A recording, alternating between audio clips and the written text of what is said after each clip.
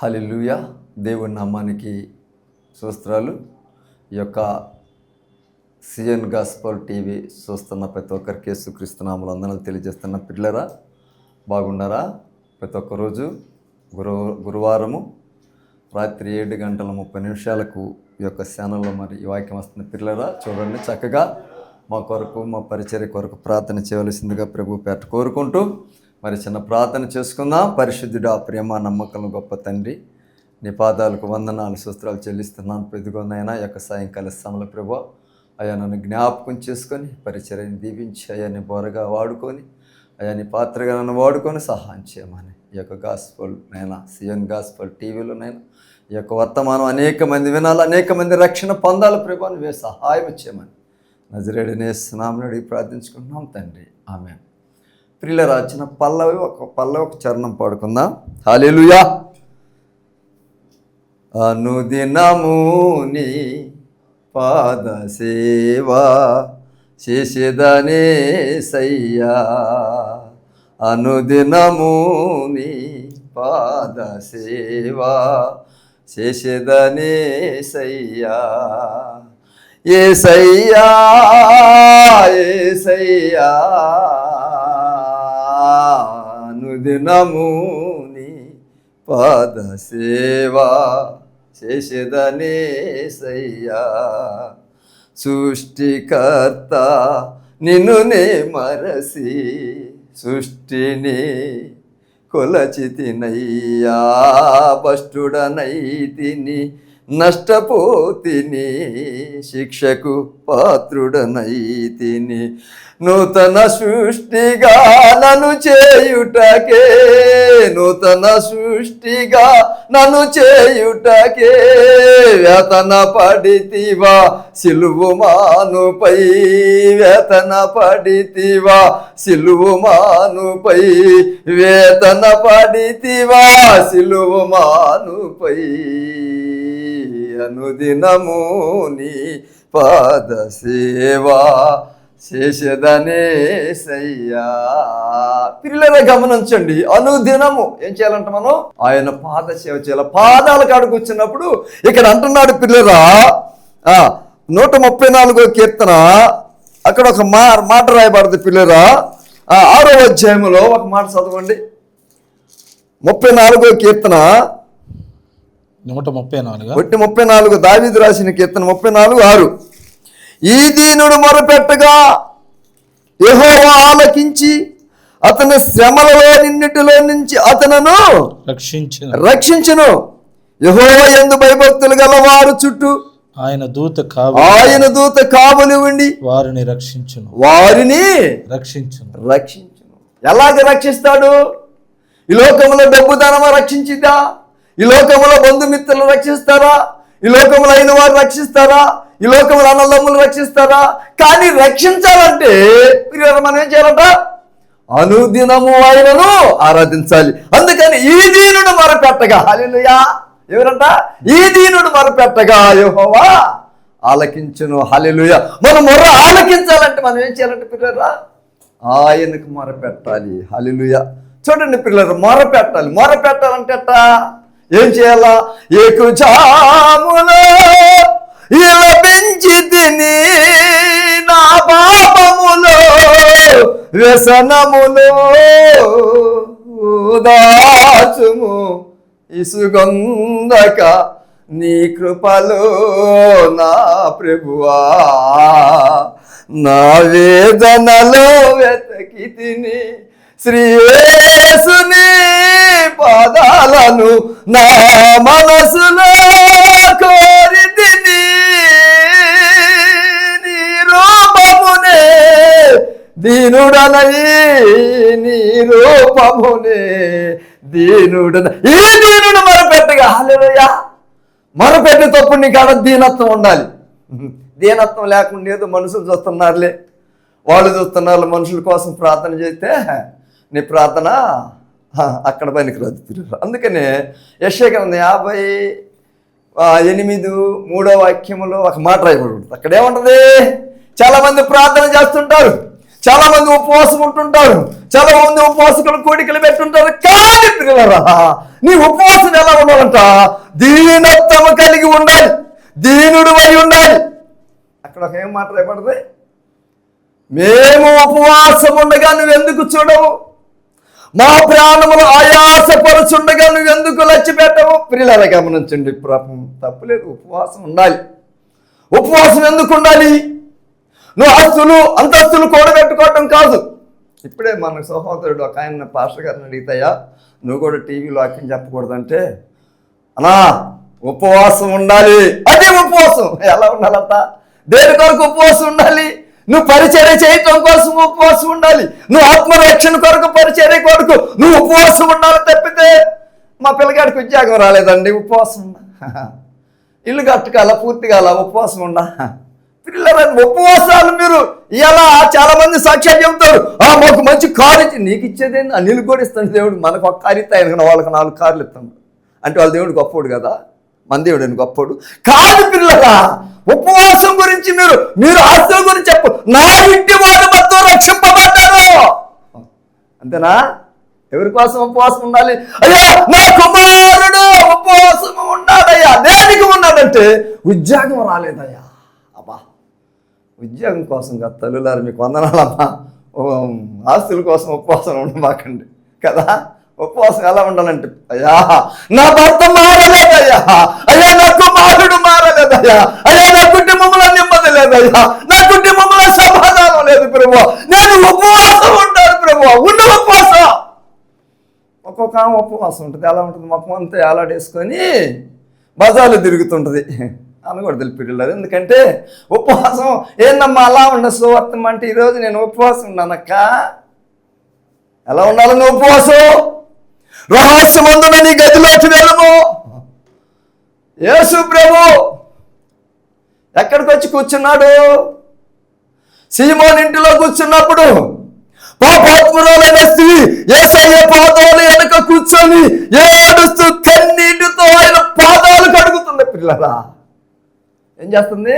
కన్నీటితో ఆయన పాదాలు కడుగుతూ తన తల ఎంటికలతో ఆయన పాదాలు తుడుస్తూ వేడుస్తూ ఉన్నట్టు. పిల్లరా, ఇప్పుడు నేర్చారు యేసయ్య పాదాల దగ్గర కూర్చొని. ఏదో నాకు అర్థం కాదు, ఆదివారం చర్చికి వస్తారు కదా, అందుకే నా భక్తుడు పాట పాడతాడు. ఏంటంటే, మందిరానికి వెళ్ళినా మనసు మారదే, బొదలెన్ను ఎన్నా బుద్ధి మారదే, యేసయ్య రక్తం అంత వ్యర్థమేనా, మరనే మారది మాయలోకం, శరణే శారది యేసయ్య రాజ్యం. కోటాలు కెళతారు గాని ఆ కృపను పొందుకోరు, వాక్యాన్ని వింటారు గాని హృదయాన్ని దాచుకోరు, వందనాలు చెబుతారు గాని నీ జీవితాన్ని మార్చుకోవు. ఎంత గొప్ప రక్షణ నిర్లక్ష్యము చేయుట ఎలాగ తప్పించుకుందవు. మందిరానికి వెళ్ళినా లే నేను పొలం పోవాలమ్మా అన్నట్టు ఊరికో సైతాను. నేను రాత్రి ప్రార్థనకు పోయేస్తే యాడికి పోయించిందేమా. చాలా మంది ఈ రోజులు గమనించి స్త్రీలు గబా భర్తకి అన్నాలు పెట్టట్ల, కోటాలు కురుగు పడుతుంది. ఎందుకంటే అక్కడ మంచి బిర్యానీ ముక్కలు ఎత్తారుగా. ఎక్కడేం భర్త ఎండుకుంటాడు, ఆమె కమ్మంగా నిద్రపోయి ఆ వాక్యం చెప్పేటప్పుడు నిద్రపోయి కమ్మంగా లేచి బరీగి తిని వచ్చి తెల్లారి 10 దాకా పండుకుంటుంది. సైతాన్ ఎవడు? నీవే పెద్ద సైతాన్ దాని ఇంట్లో. నీ మొగటి పేరు సైన్ అయితే ఎట్టయితారు? ఫిర్లేరా ఎట్టయితారు? అందుకని తిండిపోతున్న వాళ్ళు నీ గొంతు కట్టడం పెట్టుకో. ఏంటంటే మేము కోటాలకి వెళ్తున్నాం అండి, పాస్టర్ గారు కారు పెడుతున్నారా, జీప్ పెడుతున్నారా, అమ్మ లారీ పెడుతున్నాం అమ్మా. ఈ పాస్టర్ గారు కూడా అంతే. ఎందుకంటే వెనక ఛార్జీలు ఉండవుగా, ఖమ్మంగా లారీలు పోవచ్చు. అమ్మా ఎందుకమ్మా కోటాలకు ఉపవాసం ఉన్నారా? ఉన్నామండి. ఇళ్ళలో ఉపవాసం. ఎందుకంటే అక్కడ చికెన్ మటన్ దొరికిద్దిగా కదా, అక్కడ చికెన్ మటన్ దొరికిద్ది. ఇళ్ళలో ఉపవాసం ఉండండి, తినండి. బాబు కోసం ప్రార్థన బాబాకండి. పిల్లరా, వాక్యం కోసం ప్రార్థనగా పోండి. వాక్యం వినటానికి, వాక్య ప్రకారం నడుచుకోవటానికి, వాక్య ప్రకారం జీవించటానికి మీరు కోటానికి వెళ్ళండి. కానీ పిల్లరా, వాళ్ళు కూడా చెబుతున్నారు ఇలా అన్ని కుందేలు కథలు, పెట్ట కథలు, కుక్క కథలు. ఆ పాస్టర్ గారు రాత్రి కోటానికి పోయినామా, ఏందమ్మా మరేమో అబ్బో కుందేల గురించి పోయి చెప్పిండండి పాస్టర్ గారు వాక్యం. ఎవరి గురించి? కుందేల గురించి పోయి చెప్పిండంట. చూసేది ఈ రోజుల్లో నేను చాలామంది కొంతమంది సేవకులు చెబుతుంటారు, గుంట నక్కలు ఉంటారంట సంఘాలలో. ఎవరంట? గుంట నక్కలు కూడా ఉంటారంట. ఎవరి గుంట నక్కలు?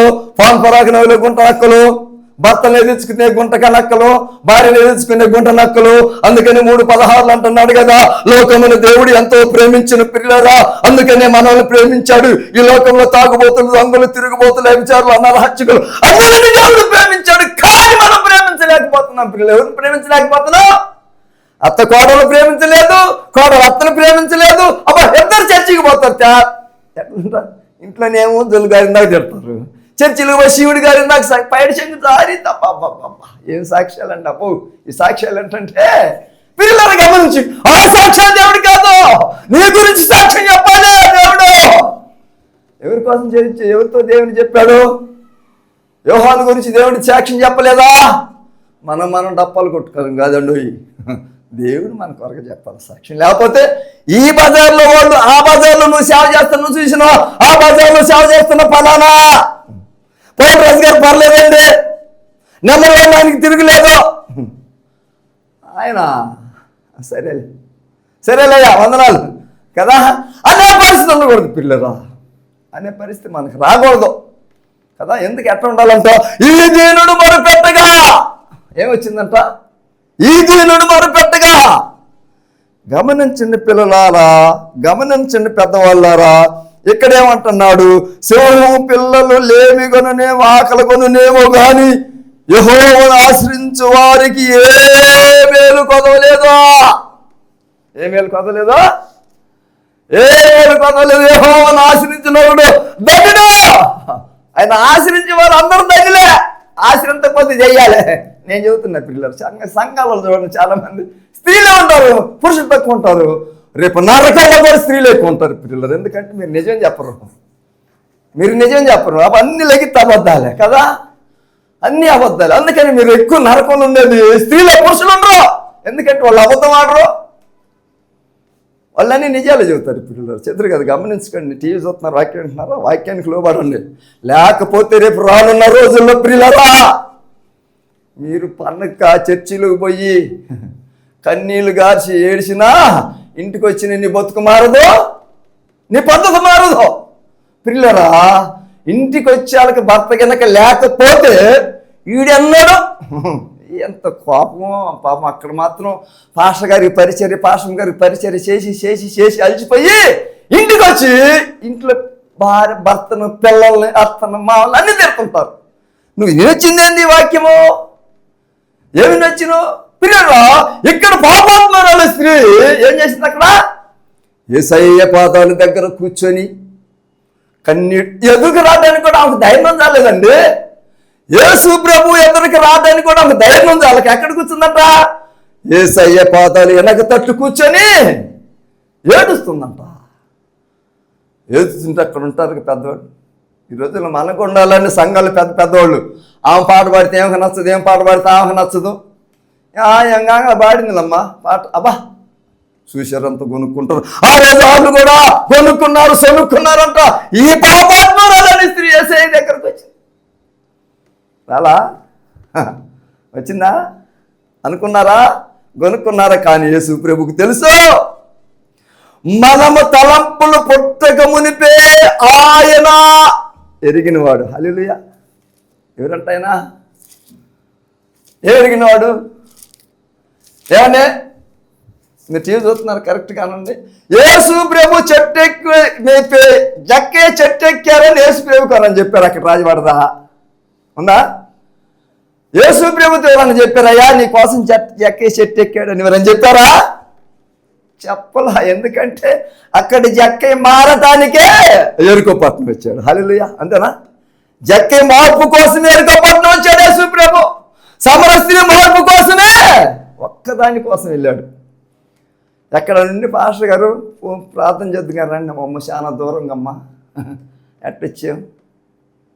ఫస్ట్ వచ్చినప్పుడు కాలినడక పిల్లరా చర్చికి రాలేదు అనుకో, తెల్లారిపోతున్నావు వస్తారు. ఏందో ఎప్పుడు చర్చికి రాలేదు, వచ్చి ఆశీర్వదింపబడతావయ్యా. ఇవాళ ఎవరు నుండి ఏందయ్యా పేతురు గారు చర్చికి రాలేదంటే వచ్చి ఆశీర్వదింపబడతా లేదు లేదయ్యా. ఒకనాటి స్థితి ఏది?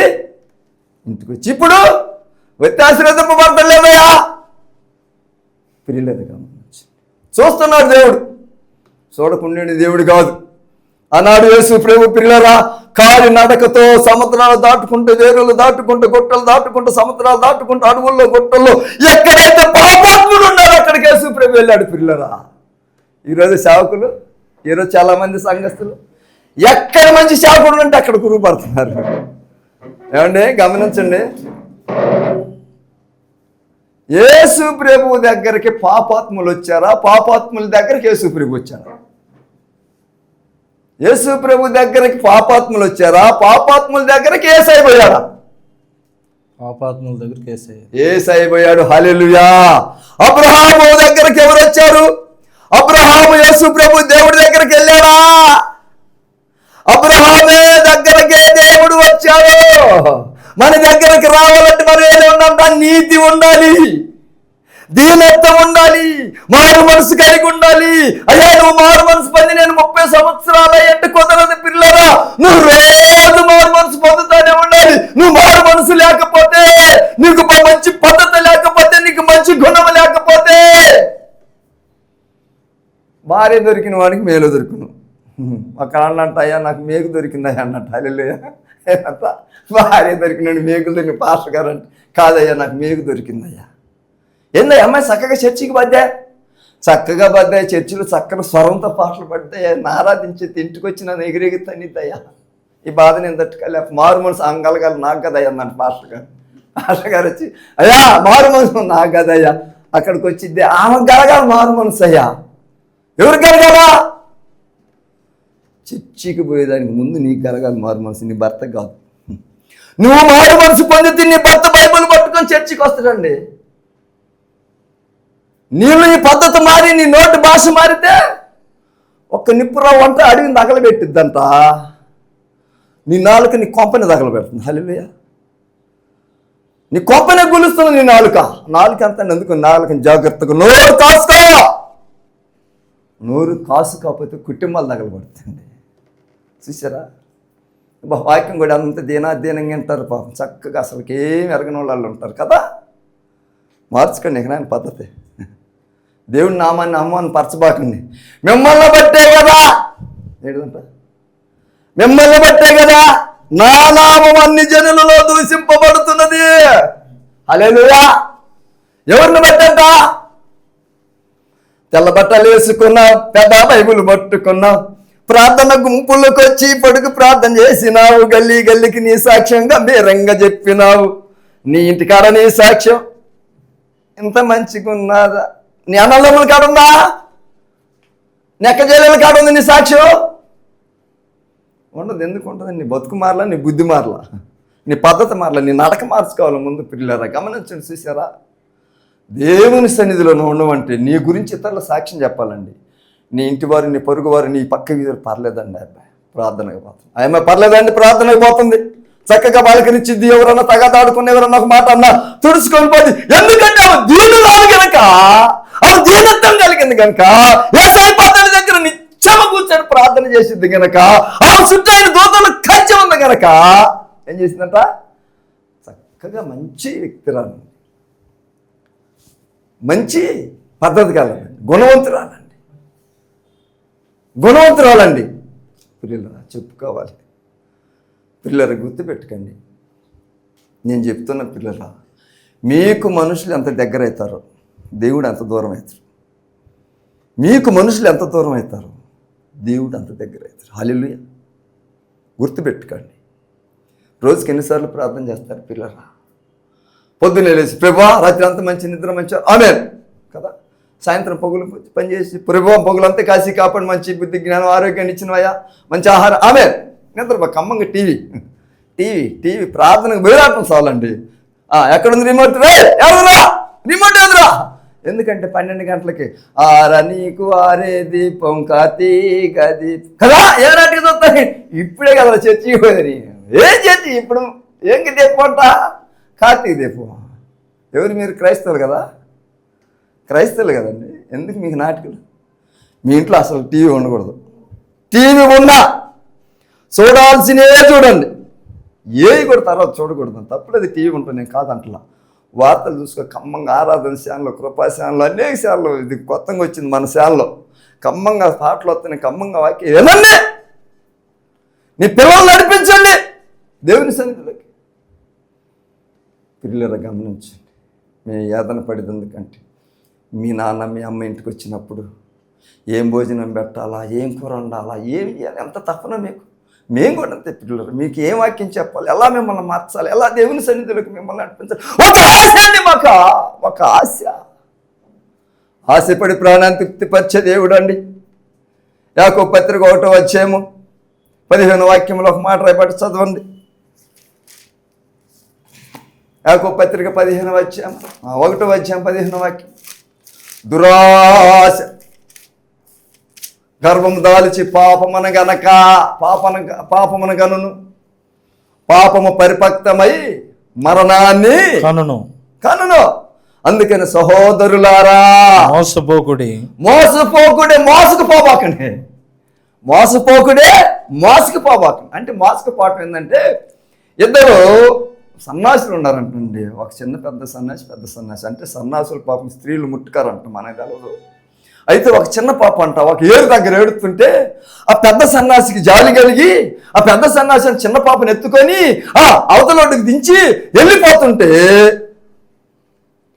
ఒక 10 కిలోమీటర్లు పోయిన తర్వాత చిన్న సన్నాసి అంట, అయ్యగారు అనంట. ఏందిరా అంటే, మనం సన్నాసులం కదా, స్త్రీలను ఒరే నేను ఆ పాపాన్ని అక్కడ విడిచిపెట్టి వచ్చా, నువ్వు ఇక్కడ మోసుకొచ్చినవా? 3 రోజులు ఆయన మోస్తారు ఈ పాపాన్ని. మీరు ఒక మొగుడి పిల్లని కొట్టుకున్నారని 15 రోజులు చెప్పుకుంటారు. ఆ పాపం మోతున్నారండి మీరు. ఏమవుతున్నారు? ఆ పాపం మోతున్నారు. ఎవరైనా పక్కీదులు తగ్గదాడుకున్నారు, రోజు కొనుక్కొని చెప్పుకుంటారు. ఆ సన్నాసి అంట పాపాన్ని అక్కడ విడిచిపెట్టి వచ్చి ఈ చిన్నాడంట 10 కిలోమీటర్ల దూరం మోసిండంట పాపాన్ని. ఆ గుండెల్లో వాడికి తపన ఆగక పిల్లరా అన్నంట, అయ్యా మన స్త్రీలను ముట్టకూడదు కదా అంటే ఆయన అండరే నేను ఆ పాపాన్ని అక్కడ విడిచిపెట్టొచ్చాను. ఏసన్న గారు ఒక ఇంట్లోకి ప్రార్థన చేయడానికి పోతే ఆమె అంట 5 లక్షల కానుక ఇచ్చిందంట. నాకు అవసరం లేదంటే పక్కన అబ్రాహ్మణ్ అంట చూసి గొనుక్కుంటున్నంట, నాన్న అయ్యో ఏసన్న గారు 5 లక్షల కానుక ఇచ్చిపోతానండి. గొనుక్కుంటుంటే యువతలకు వచ్చిన తర్వాత ఏసన్న గారా అని అంటే, ఏందిరా అంటే, ఏంది 5 లక్షల కానుక? అది పాపం వచ్చిన డబ్బులు, ఆ కానుక మనకు అవసరం లేదు. ఈరోజు చావుకలేదు, అమ్మా వందనాలు అమ్మా నీకు దేవుడు దీవించి ఆశీర్వదించు అమ్మని ఎత్తిన చేతులు పెట్టి ఆశీర్వదించి 5 లక్షలు తీసుకునే వాళ్ళే. కానీ జక్క ఏం చేశారంటే, యేసు ప్రభు జక్క ఇంట్లోకి వచ్చినప్పుడు అంట ఆ పాపం ఆగపడదంట. జక్కకి ఏమపడదే, యేసు ప్రభు ఆ గృహంలో రాగానే జక్కకి ఏమపడదే, అతను చేసిన అక్రమం అన్యాయం, డబ్బు బంగారం సంపాదించిందంట. అయ్యో ఈ పాపం నాకు వద్దా, ఈ పాపం నాకు అవసరం లేదు ప్రభువా అని సిరి బయటేస్తే ఈరోజు చాలామంది, నేను అనకూడదులేండి ఆ మాటని, అందరూ తీసుకొచ్చి దాంట్లో పెట్టుకుంటున్నారు. ఏం పెట్టుకుంటున్నారు? ఆ జక్క తీసుకొచ్చిందంతా బాగా నొక్కింది, వీళ్ళు తీసుకొచ్చి ఇంట్లో పెట్టుకుంటున్నారు. అందుకనే చూశారు పిల్లరా, ఇదివరకు సేవకులు కూడా సేవకురాలు మచ్చటం కొనేది. నాకు తెలుసు, ఒక చిన్నప్పుడు నేను పాటినేవాడిని. ఏ పాట అంటే ఎర్రమల్లెలని మాదల కారులో నా తిరిగే తల్లికి ఏం లేదంట కట్టే బట్ట. ఈ రోజుల్లో పరిస్థితి కూడా అట్నే ఉంది పిల్లరా. ఈ రోజుల్లో పరిస్థితి కూడా కారులో తిరుగుతున్నాం. కారు కావాలి ఆడికన్నా పోవాలంటే, బైకులేంది ఆడికి పోలేం. ఎందుకంటే సేవ చేయకుని నేను పిలిచింది పిల్లరా. చాలామంది, అందరూ నేను అంటల్లా, కొంతమంది కష్టపడుతున్నారు సేవ చేయాలని, కొంతమంది పిల్లరా కష్టపడుతున్నారు. అందుకని ఇక్కడ అంటున్నాడు, ఈ దీనుడు మొరపెట్టగా నువ్వు దీనత్వం కలిగి ఉండాలి. దేవుని సన్నిధిలో నీ కుటుంబం చుట్టూ దేవుని కాపుదల ఉండాలంటే, దేవుడు నిన్ను ఆదరించాలంటే, దేవుడు నిన్ను కాపాడాలంటే నువ్వేం చేయాలంట? దీనత్వం కలిగి ఉండాలి. పిల్లలు గమనించండి, లోకముని ఎంతో ప్రేమించాడు పిల్లలు. అందుకనే యేస్కేలు 37వ అధ్యాయంలో యేస్కేలుతో దేవుడు యేస్కేలు అంటాడు, యెహోవా హస్తము నా మీదకి రాగా నేను ఆత్మపూర్ణుడనై ఉంటిని. ఏమంటున్నాడు? యెహోవా హస్తము నా మీదకి రాగా నేను ఆత్మపూర్ణుడనై ఉంటిని. యెహోవా నన్ను తోడుకొని ఒక ఎండిపోయిన ఎముకల లోయలో నన్ను దించి ఆ ఎముకల లోయలో నన్ను అటు ఇటు తిప్పమని చుండగా నేను అటు ఇటు తిరుగుతుండగా యేస్కేలు ఆ ఎముకల బతకగలవా అని అంటాడంట, ప్రభు అయి నీకే తెలుసు నాయన. హల్లెలూయా. ఏమంటున్నాడు? నీకు తెలుసు. ఈరోజు మనం అయితేనా నాకు తెలుసు ప్రభువా, కానీ నీకే తెలుసు ప్రభువా. అప్పుడు అంటున్నాడు, ప్రియులరా ఆ ఎండిపోయిన ఎముకలతో నువ్వు ప్రవచనెత్తి మాట్లాడు. ఎండిపోయిన ఎముకలారా యెహోవా మాట ఆలకించండి. ఈరోజు సేవకుల మాట మీరు ఆలకిస్తే మీరు ధన్యులే. సేవకులు మీకోసం ఉపవాసం ఉంటున్నారండి.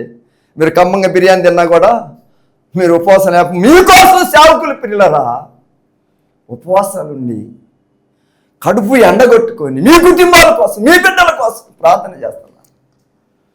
ప్రియులారా, ఈ సేవను పెట్టిన పాస్టర్ గారు ఎన్నిసార్లు ఉపవాసం ఉంటాడో పాపం దీనికోసం. ఇంకా అభివృద్ధి చెందాలి శ్యాంబాబు పాస్టర్ గారు. చూశారు పిల్లరా, ఇందాక నేను చెప్పే కదా, మాతో పాటు పాస్టర్ గారు వచ్చినప్పుడు అయ్యా వర్తమానం చెప్పాలంటే కాదనా ఉపవాసం ఉండాలి, ఈ పరిచర్య కోసం ఉపవాసం ఉండాలి. డాబాలు కట్టుకోవటం కోసం ఉపవాసం ఉండిపోకుండా అందరికి ఎత్తుడు, కార్లు ఎత్తుడు, బిల్డింగ్లు అన్ని ఎత్తుడు. కానీ ఉపవాసం దేనికి ఉండాలంటే నీ కుటుంబం రక్షింపబడటానికి మాత్రమే ఉపవాసం ఉండు. నువ్వు హల్లెలూయా. నీ సంఘం అభివృద్ధి చెందడానికి ఉపవాసం ఉండు. నీ సంఘం కోసం ప్రార్థన చేయి, నీ చెల్లెల కోసం, నీ అక్కల కోసం, ప్రతి ఒక్కరి కోసం ప్రార్థన చేయి. అయ్యా మేము ఉపవాసం ఉండగా నువ్వెందుకు చూడు, మేము ప్రాణాలు ఆశపరచుండగా నువ్వెందుకు లక్ష్య పెట్టమంటే దేవుడు అంటున్నారు, అన్యాయంగా పనులు చేసి గుద్దుకుంటూ తన్నుకుంటే మీరు ఉపవాసం ఉంటే అది నాకు లాభమేమి. తెల్లారి పొద్దున్న లేచి తప్పేళాలు విసిరేసుకుంటారు చాలామంది, కొట్టుకుంటూ ఉంటారు కదా. ఏం చెప్తారు? కొట్టుకుంటూ ఉంటారు పిల్లలు. సమాధానం నెమ్మది ఏమన్నది ఆ కుటుంబంలో. అబ్బా ఆదివారం తెల్లటి చీర కట్టి దేవదూతలు పోయినట్టు ప్రార్థనకు పోతారు మళ్ళీ కదా. బుద్ధి మారాలి, మనసు మారాలి, గుణాన్ని మారాలి. వాక్యం విని అది నీ హృదయంలో దాచుకోవాలి. కోటాలకు వెళ్ళినంత మాత్రం నీ గుణం మారదు. అందుకని భక్తులు అంటారు, గుండు కొని బట్టలు మారి తిని బతుకు మారదు, గుండు కొడి తిని గుణం మారదు. బతుకు మారటం బట్టలు లేదు, గుణం మారటం గుండెలు లేదు. ఇవి వచ్చిందండి డిసెంబర్ నెల అందరూ కూడా తెల్ల బట్టలు వేసుకొని ఏం చేస్తారు? మళ్ళీ మాలలు ధరించుకుంటారు. వాడు గుండు కొడతారు కానీ వాడు గుణం మారదు. ఆ 40 రోజులు మారిపోతారు చర్చిలో. ఈ పాస్టర్లు కూడా అంతే. ఆ 40 రోజులు వాళ్ళు మాలల కోసం ప్రార్థన చేస్తుంటారు. ఎవరు చేయమన్నారు మీకు? ఎందుకు అద్వాల? వాడు మళ్ళీ ఆ 40 రోజుల తర్వాత మళ్ళీ పాపం పెట్టి ఆ శాపం మీకు వచ్చింది. ఇది మాత్రం తప్పదు. మీరు ఎవరి కోసం అయితే మాలలు వేసుకోవడానికి ప్రార్థన చేస్తున్నారు, ఆ 40 రోజులు వాళ్ళు మామూలుగా ఉపవాసం ఉంటూ అన్ని మానుకున్న తర్వాత మళ్ళీ ఆ మాల తీసిన తర్వాత మళ్ళీ పాపముల శాపముల పడిన తర్వాత వాళ్ళ కోసం నువ్వు ప్రార్థన చేసిన తర్వాత ఆ పాపము నీ మీదకి రావడానికి ఎక్కడికి వచ్చింది? ఏమండు నీ మనసుని నా మనసు నీతో రాలేదా? ఎవరికి వచ్చిందంట? నా మనసు నీతో రాలేదా? పిల్లల గుర్తుపెట్టుకోండి, దేవుని మనసు మనతో ఎప్పుడు ఉంటాను. అక్రమాలు చేయవారులారా మీరెవరో నాకు తెలవదు. ఈ లోకంలో పిల్ల మేము నీతిమంతులు అని అనుకుంటున్నారు. అందుకని అంటున్నాడు కదా, నేను పాపులు పిలవచ్చి తిరిగి కానీ నీతిమంతుని నేను పిలవరాలేదు. మన నీతిమంతులం అయితే దేవుడితో మనకు పని లేదు. మన ఈ లోకంలో ఎవరంటే పాపులు కనుక దేవుడు మనల్ని పిలుచుకోవటానికి వచ్చినందుకని ఇక్కడ అంటున్నాడు కదా, ఈ దీనుడు మొరపెట్టగా ఏం చేసినంట? దేవుడు రక్షించాడు పిల్లరా, రక్షించాడు. అందుకని మనం ఏం చేయాలంటే పిల్లరా, దేవుని సన్నిధిలో ఒదుగుదాం. ఎదిగే కొన్ని ఏం చేయాలంట? వదగాలంటే పిల్లలు మనం తగ్గించుకుందాం. ఇతరులకు సహాయం పడేవారికి ఉన్నాం, ఇతరుల కొరకు ప్రార్థన చేసేవారికి ఉన్నాం, ఇతరులతో మనం నడిచేవారికి ఉన్నాం. దేవుడి కొరకు మనము ఈ లోకముల పిల్లల సువార్త ప్రకటించేవారికి ఉన్నాం. ఈ చిన్న వాక్యాన్ని దేవుడు దీవించును గాక, దేవుడు మిమ్మల్ని ఆశీర్వదించును గాక. హల్లెలూయా. మరి మన కొరకు మన సహోదరుడు ఇక్కడ లేచి చిన్న ప్రార్థన చేస్తాం. ప్రేమ స్వరూపి మేము దేవుడా నీకు వందన. సూటిగా మాతో అందరితో మాట్లాడేవా నీకు వంద. మా ఉదయాలు కడిగావు, నీ సుబ్బుతో నైనా మమ్మల్ని శుద్ధి చేసి వందనాలు ప్రభు. అవును ప్రభు. ఇంకా మమ్మల్ని నడవలసిన త్రోవలో నడిపించు. నీ వెలుగు మా పాదములకు దీపమై ఉన్నది. నీవే సహాయం తెచ్చి ఏసునామమున అడిగి పొంది ఉన్నాము తండ్రి, ఆమేన్. తండ్రి యొక్క కుమారుడైన యేసుక్రీస్తు పరిశుద్ధాత్మ నేను సంవత్సరం మనకు, మా కుటుంబాలకు, సంఘాలకు, ఈ యొక్క టీవీ పరిచర్యకి సదా తోడే దీవించి దీవించిన గాక. ఆమేన్. ప్రియులారా, మంచిది. ప్రతి ఒక్క గురువారం రాత్రి 7:30 ఈ వాక్యము ఈ యొక్క ఛానల్ వచ్చింది కనుక పిల్లరా మా కొరకు మా పరిచర్య కొరకు ప్రార్థన చేయండి. ఈ యొక్క సియోన్ గాస్పల్ టీవీ యొక్క పరిచర్య కొరకు కూడా ప్రార్థన చేయాలి. పిల్లల పాటలు పాడటానికి కూడా సిద్ధపాటు కలిగి అందరూ యొక్క మంది పాటలు పాడుతుంది. మీరు కూడా వచ్చి విశ్వాసాలను చక్కగా పాటలు పాడవచ్చు అని ప్రభు పేరు తెలియజేసి ఈ మాటలు నేను ముగిస్తాను. అందరికీ వందనాలు. హల్లెలూయా.